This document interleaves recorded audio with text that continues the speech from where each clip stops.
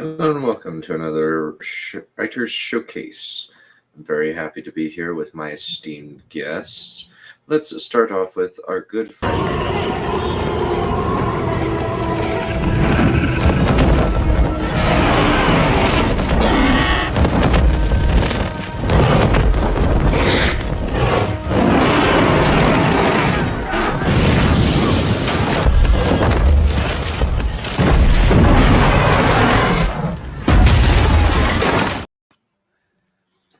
Dragons are so drama. Indeed. Very, very drama. Let me see, where... Let me bring in Mr. Yuri. Beginning, middle, end. Facts, details, condense, plot, tell. Where do you get these big clips? It's so jarring sometimes. Various TV shows and movies. Oh, fair enough. So you personally will go out and you will clip these. Yep. I mean, some of them have been here there for a while. There's a bunch. Mine are generally tend to be from Game of Thrones. Right, because the whole Balerion thing. Yeah. I can't remember where he got the one at the beginning, the one with the extreme hyper drama dragon. That is from the Warcraft Cataclysm trailer. Oh, okay, figures. Yeah. Alrighty, so Balerion is eating lunch right now, so best thing that we can do is just so let's let Balerion go last or second, right? Right. Okay. Second should be good. I mean, because it won't be too long. Okay, cool. Alrighty, so Yuri, you ready to go? Yeah, ready to go. Ready to go. So last time did I do I came to realize there's a much better way for me to do my Monkey King story. And I actually put a fair bit of work in. Did I start that last time at all? Did I mention anything? Or did the one after I had my epiphany get canceled? It's been a while. It's been a minute since I did this. I'm not sure because I think the last one that the last one got canceled. But the one before that, I wasn't there. I don't think. All right. So Well, certain. Let's just start from the top. 500 dreams under a mountain. Time is incoherent. For all that he might try, the great sage cannot fully comprehend it. Do believe that he has tried and had 500 years in which to try. That which is outside of time is an existential horror beyond all consideration, not to be mentioned now. Time is incoherent, and to struggle within it is to suffer. But this is not necessary.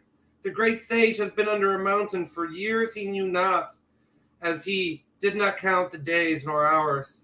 His head sticks out of a crack in a rock on his hands, and his hands flop out on either side of his head, utterly useless in any way for scratching his nose.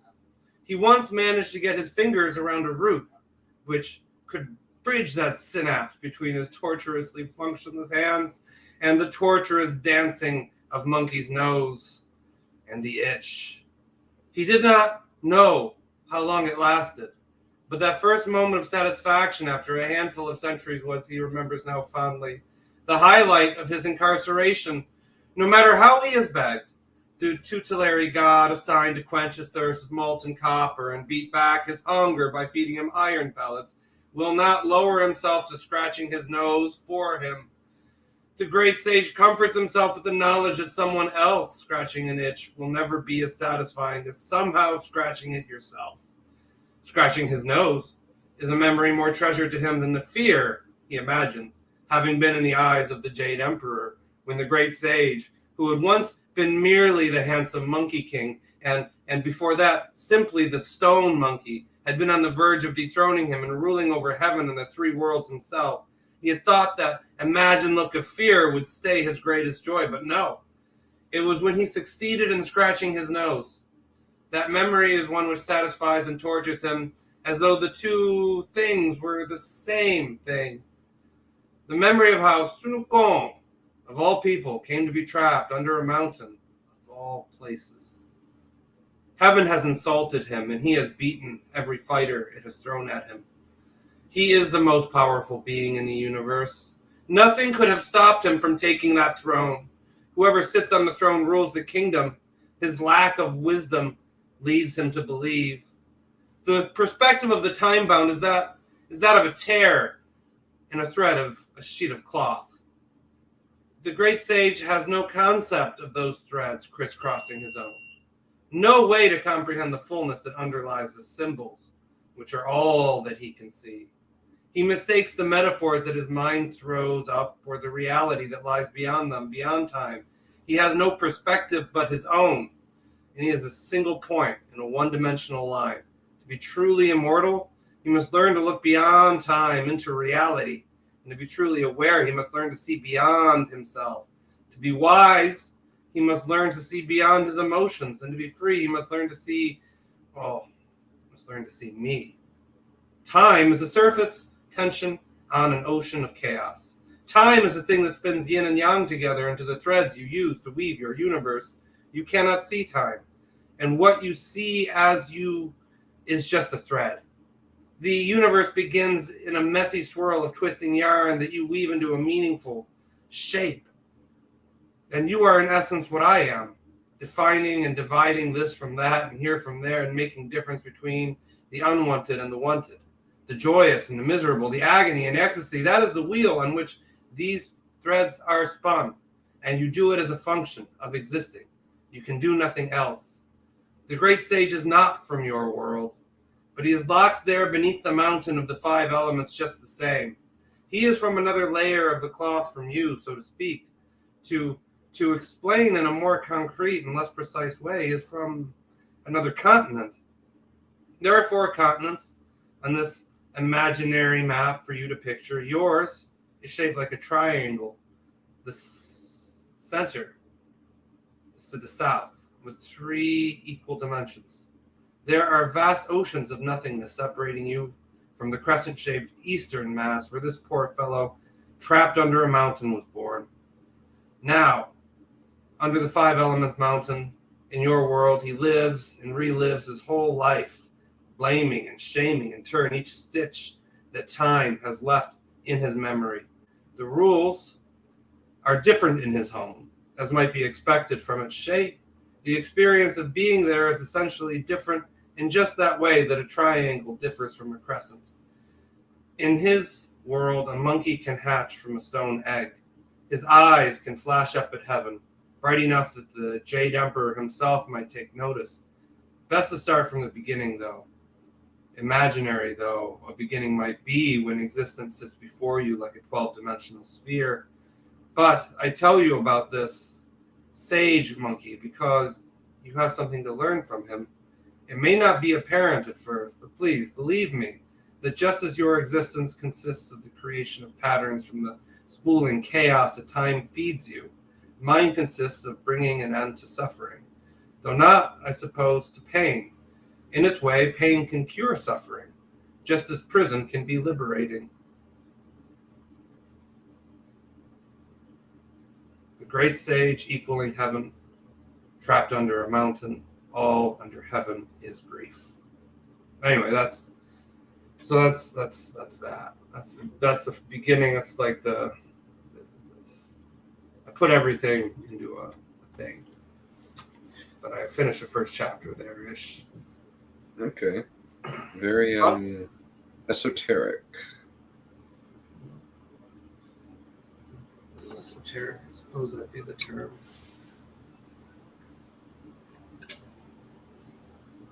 So the monkey is the one who likes to scratch his nose, is it? Yeah, the monkey wants to scratch his nose. That's the main thrust of the story. We can all sympathize with that. My nose itches right now. Just thinking about it. Can you imagine? Can you imagine just all you're doing is like all day? You're just like your head is trapped, your arms are trapped. You can almost touch your nose, but you can't quite, and your nose itches. It's hell, man. Like that's Actually, it probably would be pretty unpleasant. yeah. Maybe I should put more information about how much he needs to scratch his nose in there. I'm not sure. I think I might have overdone it though, with the references to how much he wants to scratch his nose. I think it's fine. Pardon me, I'm still eating. No, that's all right. I probably could have gone a bit longer, but it's fine.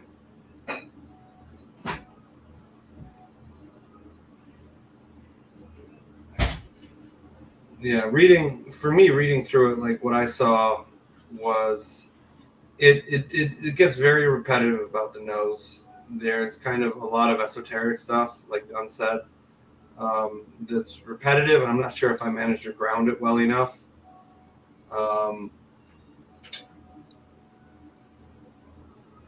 Like I don't very well remember writing that bit, and so like there's a fair bit in there that when I actually read it just now, I was like, that's weird. I don't remember that. Yeah. But does anything jump out at you? I remember last time, I don't think it was Codex. I think it was, I can't remember his name. It just said that,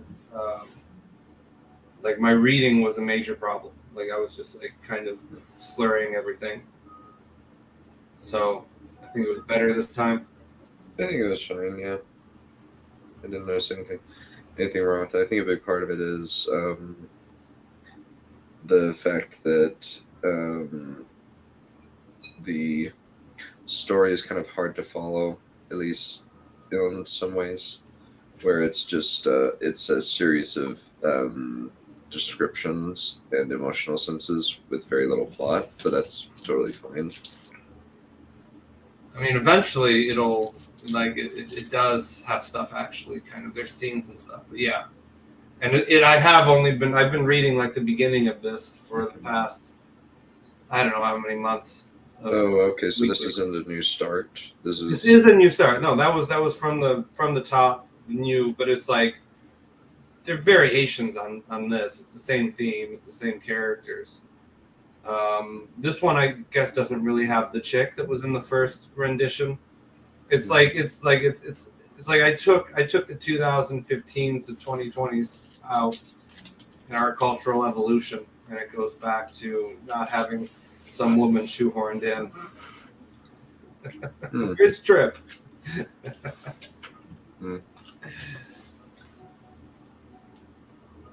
That makes sense. Okay.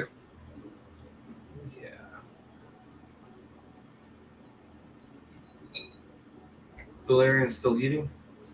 Yeah, give me a few minutes. I'll be right. I'll be right with you. All right, yeah. I could read a bit more, if that. I don't mind. Go for it. All right. So, 1. Did this begin? When? Where? What? How? Why? The great sage equaling heaven, trapped below a mountain. All under heaven is grief. 2. If the results are not to your liking, change the methods. The Buddha's trickery. 3. I cannot stop being the great sage. Can I outthink the Buddha? Where even did I begin to think? 4. Dreams of the Emperor. At the time of the Stone Monkey's birth, the Jade Emperor has already ruled the universe for more than the length of time that makes any attempt to measure it practically meaningful. Where does the atmosphere of Earth end? The Jade Emperor sits on his throne, thralling to the music of the spheres that spin between the hands of juggling nymphs. They are acting out the birth of the universe in a way that would be very difficult to render to the mind of a mortal. These spheres show colors that human eyes cannot see, shades of what might be called sentience, or perhaps the elements personified. A human might look and see nothing, or a human might look and lose all grasp on those precious thin strings that are sanity.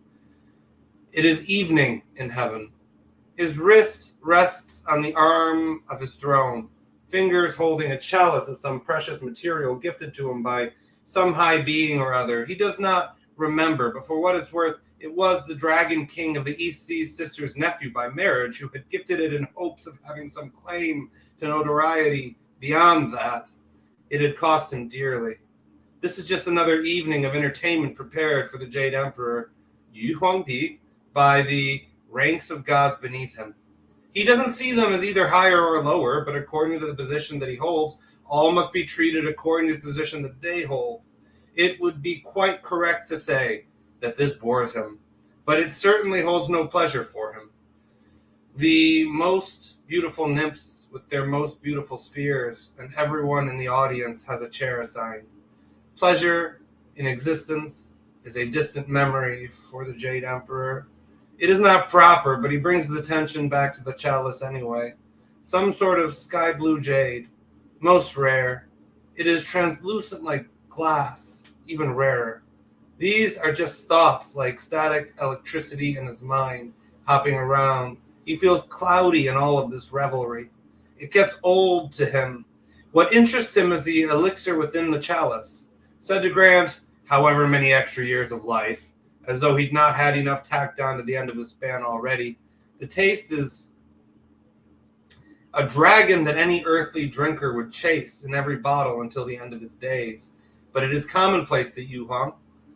What interests him is the heavenly brewer, Lao Tzu, he realizes. The old boy, too smart to let himself get bogged down in a court with all of these white gold chains and marks of rank. Lives somewhere. He lives somewhere far away, Lao Tzu does. And he only comes to court not when he must, but when he feels. And when did Jade Emperor last see him? And his gift proclaims he soon will see him. His eyes close, which really they ought not to, according to the customs of the court, and in just the moment when they close, the weather around the palace foments into a storm, thunder drowning out the music of the entertainment.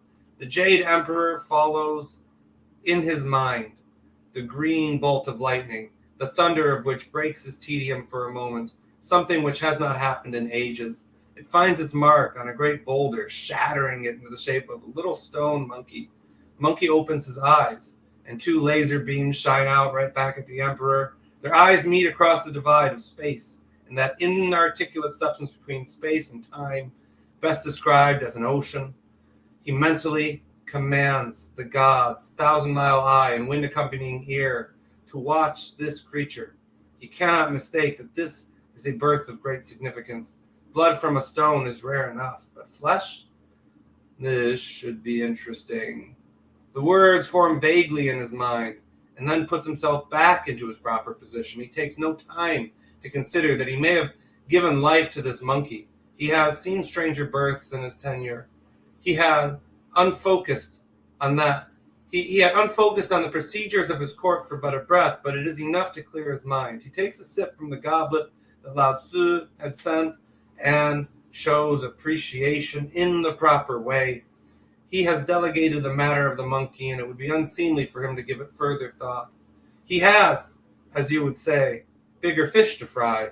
His cooks do at any rate, and he must show proper appreciation to the feast now being brought out. And as he eats, he experiences the lives of these fish, which have been raised in the placid rainbow lakes of the planet Venus. They are tangible in the ways that songs in their entirety might be, or the curls of heat from the pavement on a hot day, or a constellation on a clear night. But lest it be unclear, this is the most heaven knows of monkey. 5. The first tears come, loss not to be hidden, a layer of hard rain. And then it keeps, it's like there's long patches where it's really short, inscrutable chapters, and then stretches of like what I just did with the narrative. But that, I think, was fair different from the first Lord Done. I would say so. My question is, what's your hook? I wish I knew what a hook was. Like, I know what it means. I know I'm supposed to know what it means. But, like, I kind of don't know what a hook is. It's like what gets people interested in the story kind of thing. Yeah. Yep. That's a good question. One I do not have a good answer to. The Monkey King, I would think. Like, I love the Monkey King, but then that doesn't really do it. What would you consider to be a potential hook? Like, what is something that looks like it might be a hook if you just put some clay on it? I would say that a big thing is the idea of the character, like a character piece, like getting really into the mind of a character. Like, it seems like there's not necessarily a description of his thought process. There's a whole lot of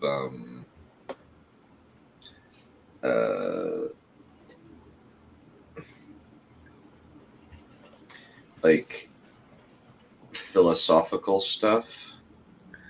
Yeah. But there isn't necessarily a lot of character stuff. To be fair, character isn't the only value in literature. There's themes and plot and all that, and style and the rest of it.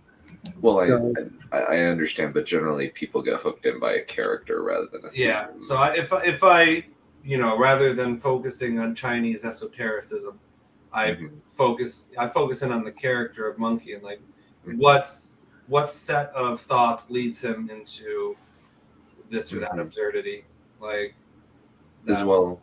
Yeah. As in generally, I would say like having him like talk to somebody and having it bounce off of another character, or even if it, or just have him talk to a rock and personify the rock. Right. Like Wit would do. Yeah. So, and I do get your point, Valerian, but the character isn't necessarily the only value in story. I'm just talking specifically about how to make a hook. Right. And so like the hook, like so the monkey is the hook, but like you're saying, like make it more inviting, make it more, give some more stuff to hold on to, some rails and stuff that he flips off. Yeah, focus on him. What's it like to be him? Which I guess is kind of what you're going for anyway, right? Yeah, it is what I'm going for. So I'm not quite hitting it. I think later segments will have more there. So like there's like him talking with his teacher and stuff, but eventually it does, like he does get out and he's doing stuff. It's just we haven't gotten there yet because I haven't like earned it as a writer, but I have it written out where like he's like joins the crew.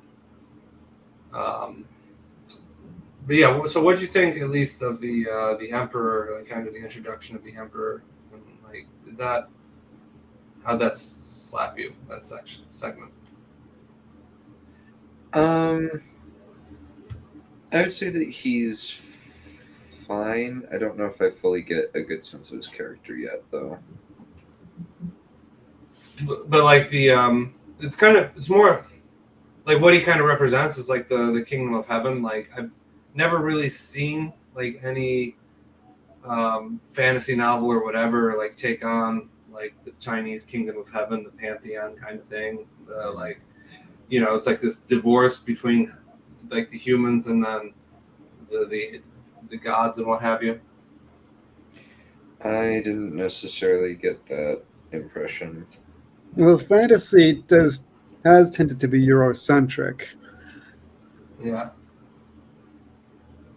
So, I got to figure out what even to wind up doing with the Jade Emperor. He's just like, I think I'm gonna have him show up every once in a while and then like not be apparently effective to the story.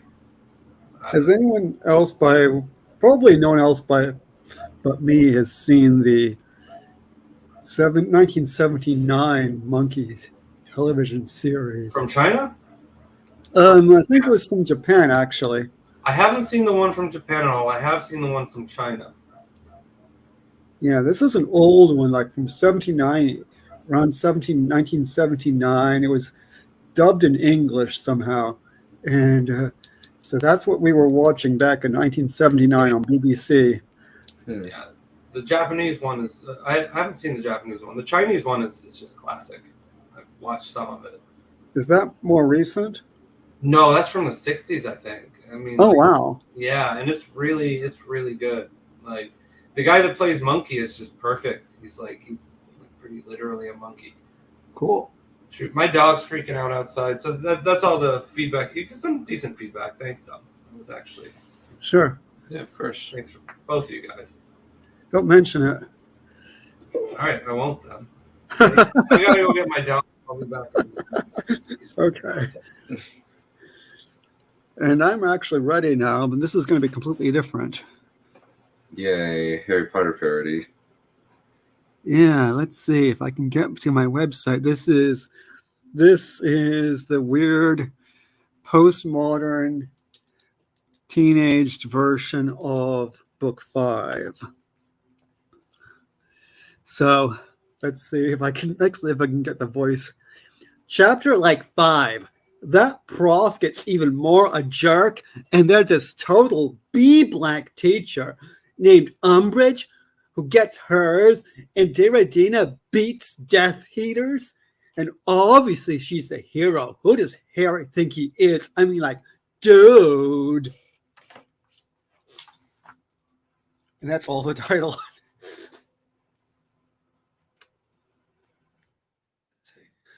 Part 1. Summer after Deradina and Harry got it back from seeing Voldemort was a bummer. Totally. No one would tell Harry or Deradina anything because they was only kids. The count teacher kept telling Dumbledore they should tell Harry what was going on, but Dumbledore was all like, no, he's only a kid. Let him play gobstones, which is like marbles, while the grown-ups take care of stuff. I'm bored. Let me out, said Sirius. No, you are too young, too. Plus, you're supposed to be a dangerous criminal. So stay in HQ, said Dumbledore. Then Mrs. Weasley made him do Creature's laundry. The Count went and told Dumbledore, you gotta run this school better. You got fraud teachers like Trelawney and Snape bullying students, and you are dumb and keep Sirius locked up and Harry in the dark, and it's gonna make Sirius get killed. And let's face it, as a headmaster, you make a good dishwasher. And I'm not dissing you. You're a nice guy, but some of the stuff you do is dumb. I'm always right, so bug off, said Dumbledore fervently.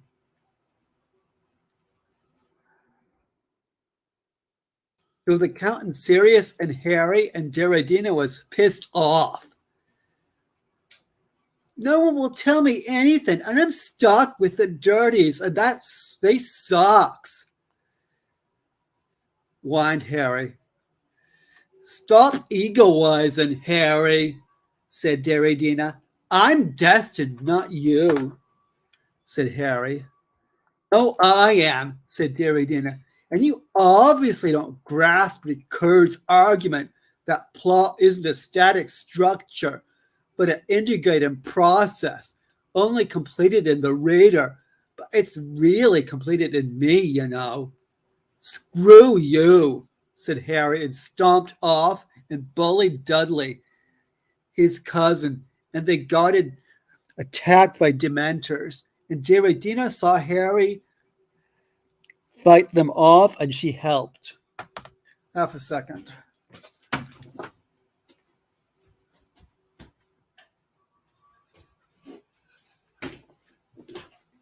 Sorry, I just needed to turn the light on. It's getting a little dark. No, don't do that. And he had a fight with the Dirties, and an owl came from the mystery and said Harry and Deradina was expelled for using magic, but they took it back and made them go to a hearing instead. and they took away Derridina's Kuel privileges because the mystery was lame. Then the Dirties went it off to a meeting, which was actually something the Order made up to get them out of the way. Moody and Loopy and Tonks and a bunch of other grown-up wizards came and said, "We're taking you to Phoenix HQ, which is a secret hideout. So pack your stuff and let's go. We're taking brooms, so it'll be secret unless anyone sees the dozen brooms in the sky. And they won't, because they're dumb." "Cool," said Harry and Derridina. And Tonks, who was the only Kuel grown-up except maybe Lupin and Sirius, and could change her hair color and make her pink hair almost as cool as Derridina's, helped Harry pack. Derridina said, "Let's poo on the Dirties' lawn because they're jerks and socks." "Cool," said Lupin. "That's dumb. We have to leave quick and secretly so Death Eaters and Mystery don't get us," said Moody. "Don't be a spoil sport," said Tonks. So they did and made it spell "You are lamers." And a Dementor turned up, laughed, and they killed it. I mean, you are brilliant in rule," Lupin told Derridina, and they asked her to join the Order, and she didn't really want to, but said okay, because she's nice. So they went into number 12, Grimold Place, which is a slum named for what? No, sorry. So they went to number 12, Grimold Place, which is a dumb name for an address. It was Sirius's home, but he thought it sucked because his family was dark wizards and into goth and heavy metal and didn't like Britney Spears. And there was a family tree of black, and everyone who was Kuel was blasted off it, and only lamers like Bellatrix, who was a Death Eater, was there.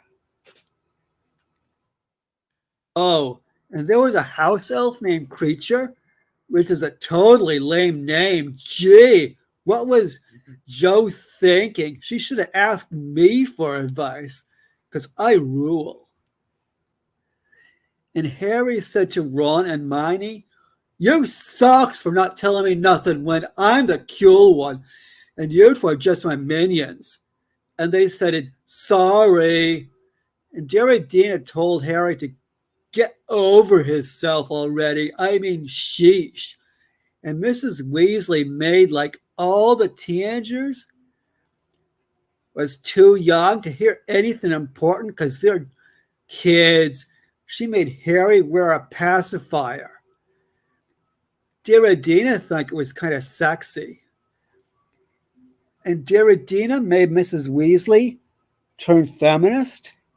So they made the guys do all the work cleaning up in doxy poo. Doxies are like dumb fairies and stuff while they watched porn.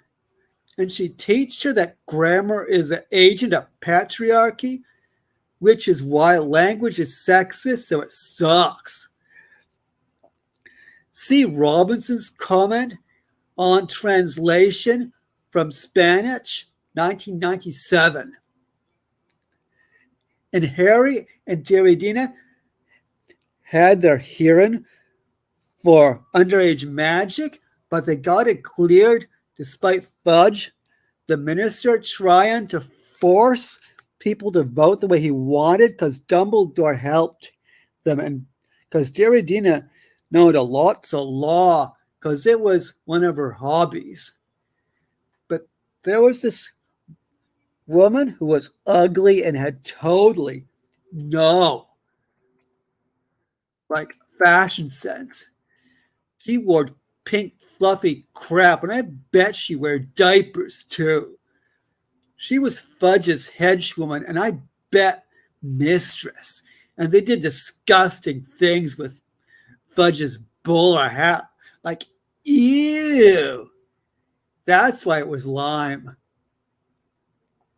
When it was time to go to school, Sirius wanted to go to the Hogwarts train, even though Mrs. Weasel said that was dumb. And Count Lamer said, why doesn't he do a disillusionment charm that turns him into a chameleon? Then he can go out. But Mrs. Weasley said it's still too dangerous. And Sirius said it was lame. So whatever. On the train to Hogwarts, they met like a weirdo named Luna who believed in weird stuff like gobsmacked plimsolls because her father wrote the Quibbler and Miney said it was crap. Oh, stop marginalizing other worldviews, said Darydina scathingly. Then they got into Hogwarts and stuff happened again. The Count guy teached a class where he showed them how earlier dark wizards had taken over and had free discussions where Darydina compared ancient bad stuff to modern bad stuff. And so did Harry after Darydina helped him. And Malfoy said, Mudbloods sucks. 25 points from Slytherin, said the Count. My father, rhubarb, muttered Malfoy. You don't get points for having a father in my class, said the prof. And Darydina was pissed off because, like, the prof got in all the witty lines. Darydina wrote a scathing article about how she thought Bactine's theory of excessive seeing, whereby the other actually helps create your personality through seeing you from the outside and engaging in dialogue, was a load of BS. And Umbridge, who was from the ministry, made long, boring speeches about progress and crap, and was the defense against dark arts teacher. What a laugh. She wouldn't let them study real defense against dark arts, but made them do basket weaving instead. And if anyone complained, they got it attacked by her cute, fluffy torture kittens. And Harry got in detention for saying Voldemort was back.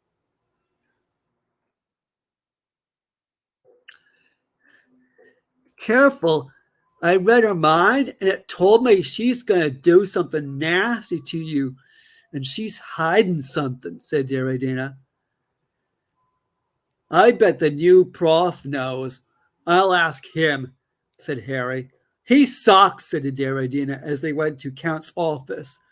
And she jinxed him and turned his hair pink, but he just undid it and said, Umbridge is going to torture you by making you write with your blood, so you better get some essence of bullcrap. It'll help. There's probably loads of bullcrap in her class anyway. He always says the clever stuff. I'm like hardly a major character anymore. And if it wasn't for me, Voldemort would have killed Cedric and put smile face logos everywhere. And now I'm a minor league. I don't think so. I'm going to win, said Darydina. Whatever.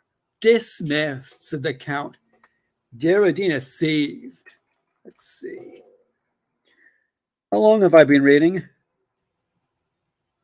About 20 minutes. Oh. So should I put off part 2 till next time? Yeah. Okay. Yeah. My immortal vibes.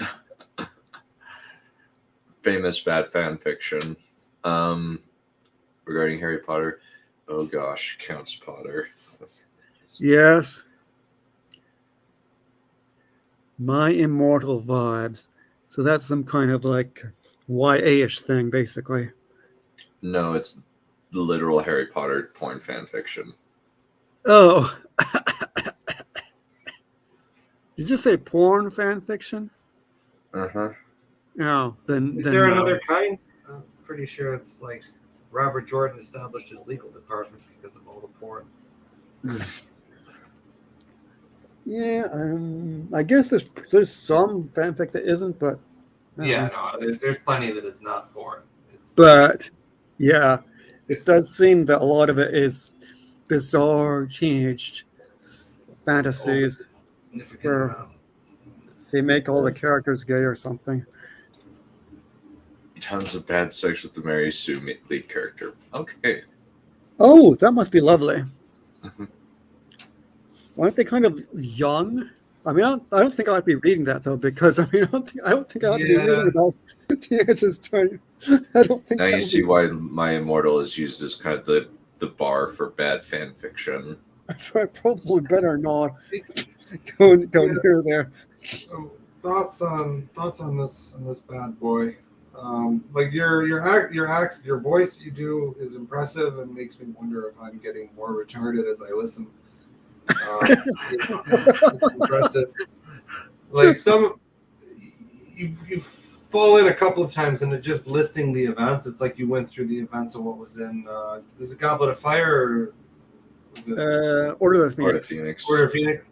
And you kind of you go off event after event after event, and just like basically like you're doing homework almost. It feels like a little bit at points. I think that's the point. It's supposed to be kind of lazy. Yeah. Okay. All right. Well then, mission accomplished, man. I'm amused. Am I correct in assuming that the point is kind of to be slightly lazy, Valerian? Well, I mean, that's part of it. I mean, the basic point is it's a teenage fanfic if they were also postmodern and into academic stuff. So, and then they attack various things. Some people here have heard the one where I do Watership Down. This is the one where they're doing Harry Potter, and yeah, kind of lazy. The laziness is part of it. It's not the whole point of it, but it's part of it.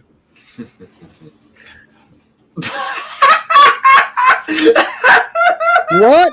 What? What? What? What? What? What? What? What? What? What? What? Come on. What? What? What?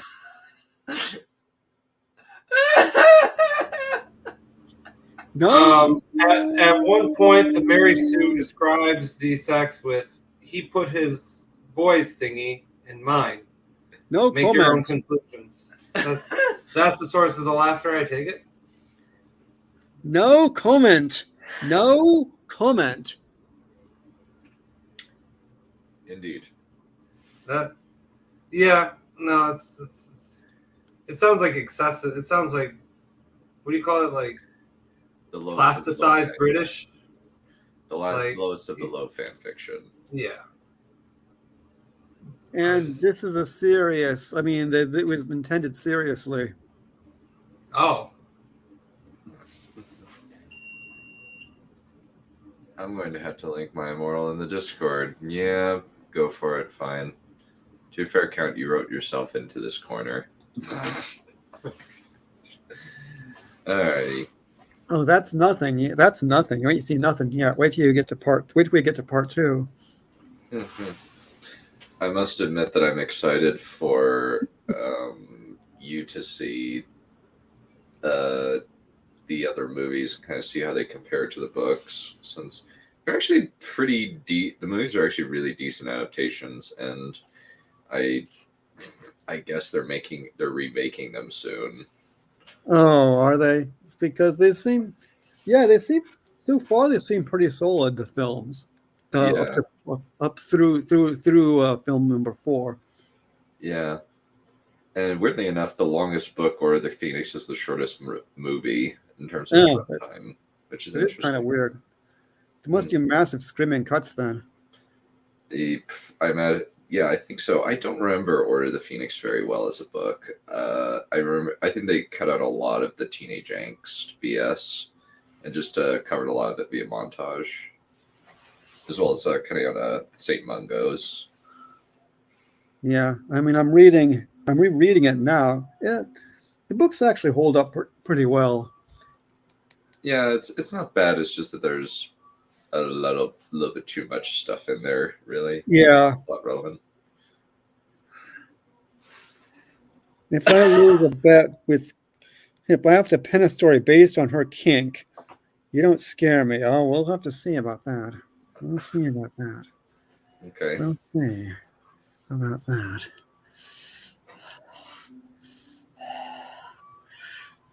I think you might be making a challenge you can't deliver on.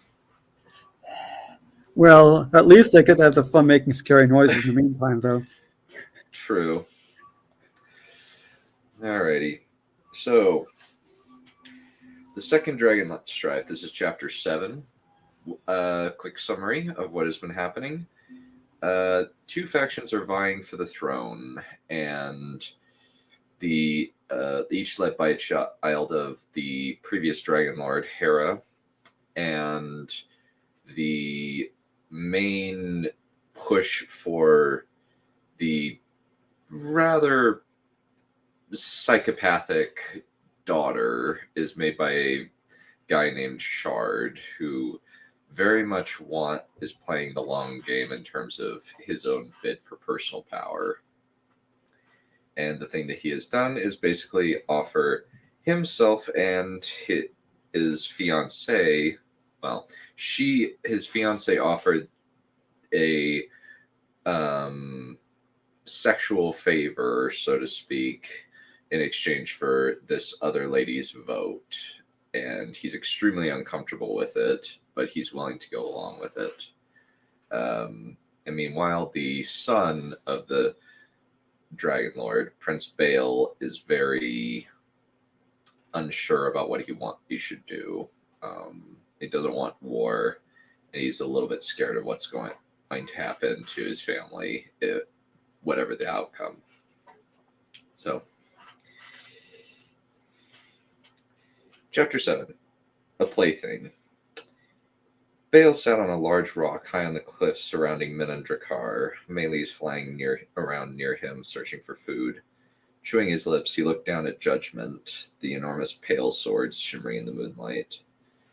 He made sure that Shalia and the children were asleep before coming up here, since one thing his mother had drilled into him was take care of the things you were obligated to watch over before our bed, and when you wake up, make your damn bed.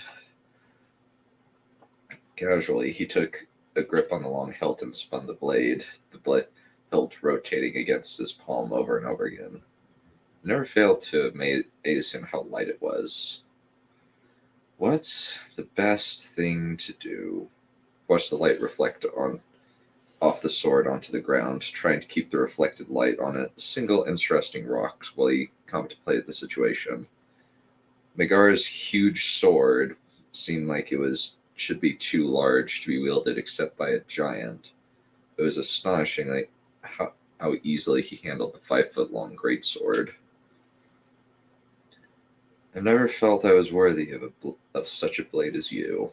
He addressed the sword as if it were a person. You're the blade of conquerors, great warriors. I'm not that. He stopped rotating the blade and slid it into the sheath. For a moment, he let his mind reach out to his dragon, his vision becoming split between his own eyes and hers. Immediately, his perception shifted and his sensation immediately became heightened. Meleus was strong, not as large as Catastros, her mate, but the silver dragon was one of the largest Estus, except for Varaxia. Abruptly, she dove to the side toward one of the large mammoths roving the landscape beyond the mountains and broadsided the animal with her talons. Eagerly, Meleus began devouring the animal as the rest of the herd fled. He could feel the hot blood flowing down her chin as if it were his own, the taste of meat rolling down his throat. Pulling his mind back to his body, Bale began writing out a few random symbols on the ground with a stick. I wish that I could speak with whoever helped my mother during the Battle of the Seven Suns. He sighed. Eyed at the moon, looking up at the moon. Are you out there? Do you hear me? No answer. Didn't think you would. Bale slid down to sit on the ground and look up at the constellations. I think I know what to do, but I'm not sure. But I will just want to make sure it's the right choice. Put his hands on his knees and looked down at the ground. Wish I could make sure of what I'm going to do, but I can't. Bale looked down at his hands and clenched his fists. Maybe I should discuss it with my mother. He narrowed his eyes. Or I can talk to Melee, see what she thinks. Sighing, he leaned back and closed his eyes, waiting for Melee's to finish her meal. Once the silver she-dragon was finished, he tapped on her mind, letting her know that he needed her to come back. Powerful wings flapping, the large silver dragon again soared higher and higher until she reached the summit of the mountain. Dust flying around her, Melee's descended to the ground, the stones groaning under her weight as her hind legs gripped the rock, and she steadied herself with her long wing claws. What do you need? She asked, resting her huge head next to him, her large eyes slightly above his head. Of him. Still thinking about what to do with the succession? I just wanted to get your thoughts. 1 second, I lost my place.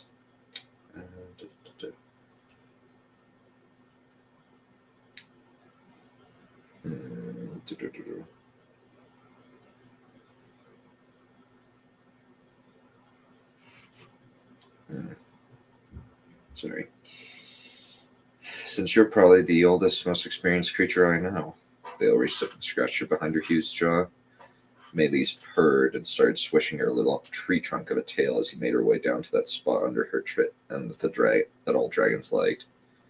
Well, the issue is, most of my life has been spent outside the circle of power, engaging in war after war on the frontier, not really worrying about the politics back home unless my riders cared. Huh. You have a point. Bale leaned back against the rock and absolutely kept on scratching her under the chin.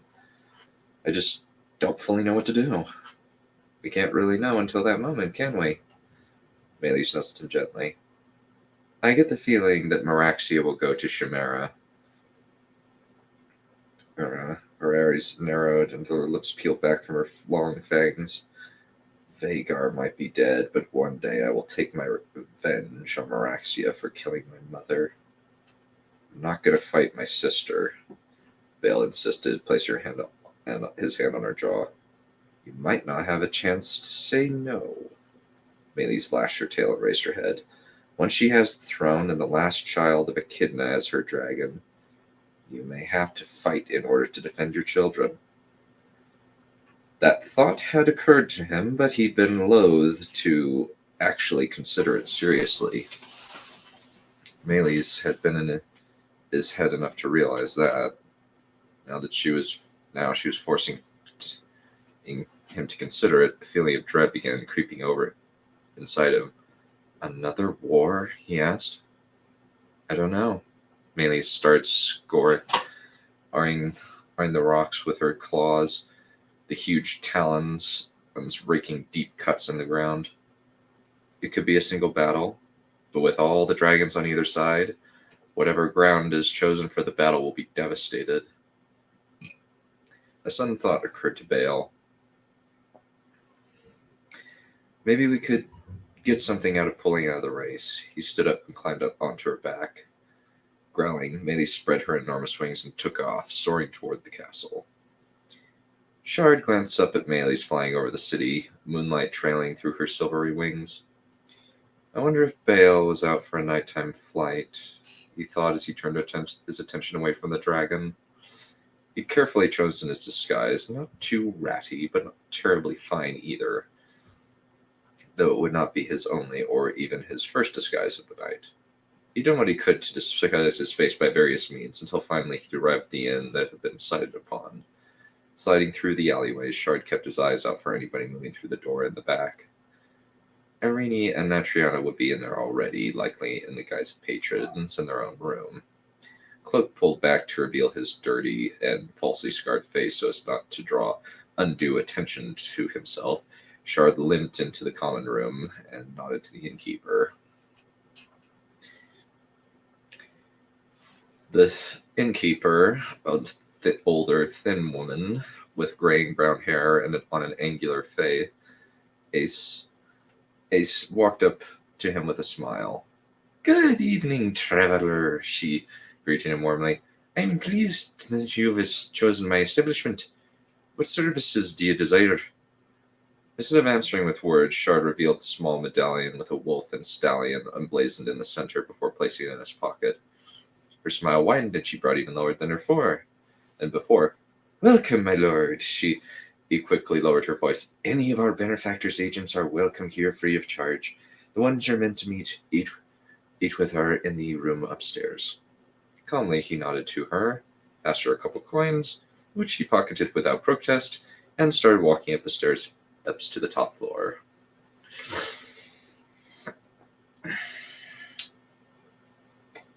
The instructions had been to allow anybody who showed the medallion to come in without question, and he had deliberately omitted his identity to maintain anonymity. Slowly, he stumped up the stairs, maintaining his false limp until he got into the appointed room. Natriana and Arini were all talking in the living room when he came in, but as he closed the door, they turned away from their conversation. "Ah, precisely on time," Natriana tilted her head. "I do like punctuality." "I try." Shard flicked a handkerchief open and wiped his face before removing the false scars and setting them aside. It would be easy to reapply them once this tiresome affair was over with. "Anyway," Arini glanced toward the door into the bedroom, "shall we head in?" "In a moment, dear." Natriana tilted her head toward Shard. "You don't particularly want to engage in this, do you?" Shard's eyes narrowed, but he didn't say anything. Natriana understood his silence as encouragement to elaborate and continued. "Your posture is very stiff, Shardy boy, and your face gets it's a very austere look whenever you look at me. Almost as if you view me as a stupid, vapid person who only thinks about sex." "No," Shard said flatly, which was mostly a lie. "I just believe even maintaining self-restraint for myself. Others can do whatever they want." "Live and let live, huh?" Natriana ran her finger around the edge of her goblet. "Well, if you don't want to, you don't have to." Shard restrained himself for allowing his lips to peel back from his teeth in a snarl. "Then you'll back out because you have the justification to do so." He adjusted his iron-backed gloves. "No, I just think it's better when you want to engage." Natriana smiled at Arini. "What if me and Arini play with each other and you simply watch? If you want to join in, you can at any time. But if not, you're not under no obligation. I'm going to hump your future wife in front of you and make you watch so I can make you uncomfortable or even peer pressure you into joining." Shard stiffened his fingers to stop them from curling into fists. "I'm going to play with something you love. You can't stop me." "Your consideration is appreciated, and I will take you up on your offer of simply watching." Shard inclined his head toward her. "Shard, are you sure?" Arini asked, semi-concerned. "You can join us if you want." "I will not risk any connection to this woman," Shard thought. "I will not allow any possibility that she'll come to steal what's mine." "Quite sure." Shard forced a smile, then walked to the bedroom door and bowed as he opened it for them. "My ladies?" "Such a prude you are, Shardy boy." Natriana smirked, though for some reason she sounded fond as she took Arine's hand and ushered her past Shard into the bedroom. "Remember, no looking away," she teased as he walked to a chair and sat down, the iron backs of his gloves flexing as he took a firm grip on the wood. "I will not Back down from your childish challenge, Shard thought, placing on a smile. Very well. He settled back into the chair and tapped his fingers against the arm of his chair, raising her eyebrows. As Natriana ran her hands over Arian's shoulders and bodice. Did you bring spare clothes like I asked? She asked, fingers playing around the seams. Arian frowned, then nodded. Yes, I did. Good. Natriana calmly ripped open the front of her dress, exposing Arian's chest, and dragged it to her ankles. Before Arian could do more than gasp, Natriana pressed her mouth against hers, cutting her off. Shard's mind pulled back as they passionately embraced, only vaguely noticing when Arian desperately tore off Natriana's dress and began kissing her neck. For a moment they stood, blurry lines moving erotically to his eyes, only sometimes becoming clearer when his concentration wavered. I hate you, Shard thought, as Natriana pushed Arian onto her back and began kissing her passionately, which was quickly reciprocated with surprising eagerness. Every once in a while, Natriana would look at him and grin, green cat eyes glimmering as she went back to Arian. I get to enjoy this pleasure before you. You'll never pleasure her like I can. I get to play one with something you desire and make you watch. Shard could feel his eyes watering from lack of blinking, so he pretended to yawn and wiped his eyes free of film. The scene went on for what felt like eternity, but it finally mercifully ended when Natriana sliding away from Arian, who lay on the bed, looking exhausted. Well, I must say, Natriana sighed and leaned back on the bed, using her arms as support. That was fun. Phew. Shard's vision blurred for a second, then he refocused on disassociating himself with what he was seeing. Are you all right? Arian asked, grabbing a rope from the side and walking over to him. He vaguely felt her hands touch him, but he couldn't quite pull himself out of his daze with any sense of speed. Slowly, he allowed his mind to come back to the moment. The film over his vision faded away, and the first thing he saw was Arian's eyes. Shard sucked in a deep breath, then placed his hand on her cheek and stroked it gently. Yes, I'm all right, he said mildly. Smiling, she leaned forward and kissed him. You feel like coming over and joining us? She asked, hand moving to her robe as if she were about to take it off again. Shard shook his head. No. I would prefer to wait and indulge in anything of that nature away from anyone other than the one I choose. Seeming speculative, Irene moved her hand away from her robe and simply stroked his face. I see. Well, thank you. I'm surprised at your restraint. It's not restraint, it's fear. Natriana spread out on the bed and propped her head on her elbow. He's just afraid he'll expose a human emotion to someone else. No, Shard said flatly. You can't really expose what's not there. Also, you will never get even the chance of claiming what's mine. My kingdom will run through my bloodline. If you want to try and do what you've done with other kingdoms, you'll have to look somewhere else. Well, aren't you cynical? Natriana's eyes narrowed. It's proven very useful in judging other people for what they really are, for what they are rather than what they present themselves as. Shard suddenly flexed his hands to get the stiffness out. He'd been gripping a white knuckle for quite some time. Natriana rolled her eyes and walked over to her dress. The agreement is signed and sealed on the table, she remarked. You'll have your vote. And that's the end.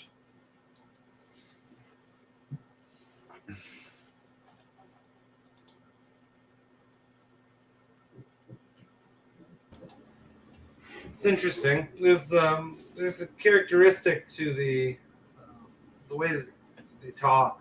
It's like, I don't want to say very clear in their thoughts and feelings, very open about specific reasons why they think and feel a certain way. I don't know. It's hard to articulate. Some of the stuff was Shard's, and pretty much all of the candid stuff is Shard's internal monologue. It's basically him projecting. Oh, so it's not a conversation; it's an internal monologue where he's kind of the part about where he's thinking about what Natriana is trying to the part where it's saying like stuff like just making him watch or peer pressuring him. That's not her talking. That's him putting intentions and motivation on her. All right. I get it. Yeah.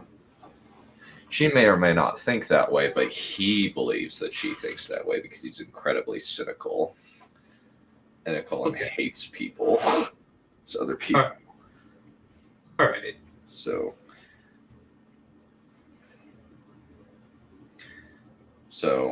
and for this one, I'm actually like decently proud of it because I actually thought of this later and that he would be really uncomfortable with this, and I actually researched what exactly happens when somebody gets into a dissociative state, and I tried to describe that as best as I could based on the information I could glean from about a half hour to a half hour of research on Google.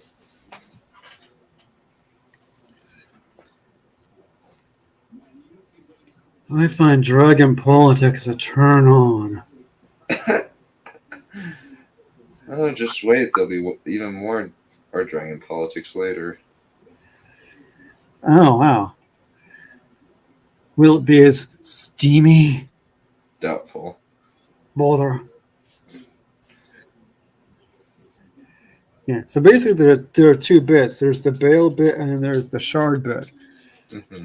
So with the bit where Bale is trying to figure out what to do, and the bit where Shard is watching this lady. I don't know if I quite got what was going on, but it sounded very interesting. It's kind of meant to be slightly unclear because he is very uncomfortable with intimacy and that sort of thing. And he's especially dissociating because he's agoraphobic. He's very, very scared of being embarrassed in any way, shape, or form. So he has a weakness. Yes, he has a very, very specific weakness.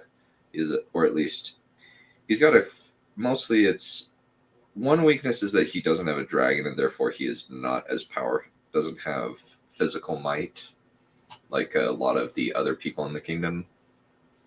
Another thing is that he might be very intelligent, but he is very emotionally stunted and doesn't really have much in the way of empathy or emotional awareness. Oh, so maybe he won't end up manipulating everyone in the world after all. Well, he doesn't need to. He just needs to point somebody who is even more emotionally unaware than he is into burning the world for him. Bother. Yeah.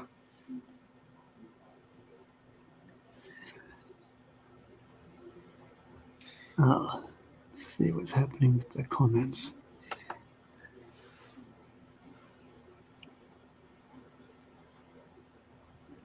Fantasy's coming to the fore, says Trip. Kai's fantasy. Yeah, this wasn't necessarily like a fantasy. This was kind of just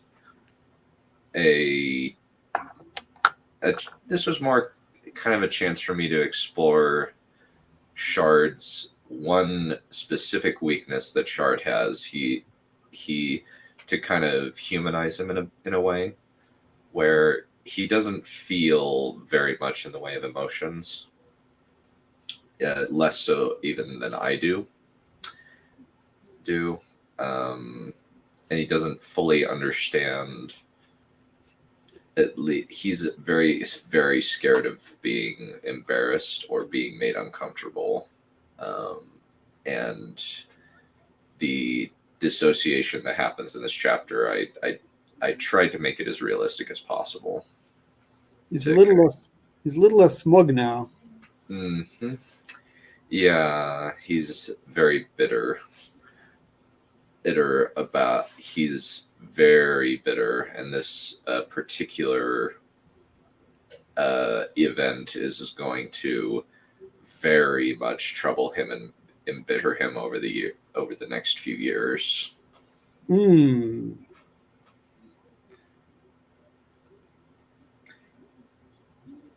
So we're talking like he's going to be going to war against whatever lady that set this all up. Like he's going to be doing all kinds of stuff like that.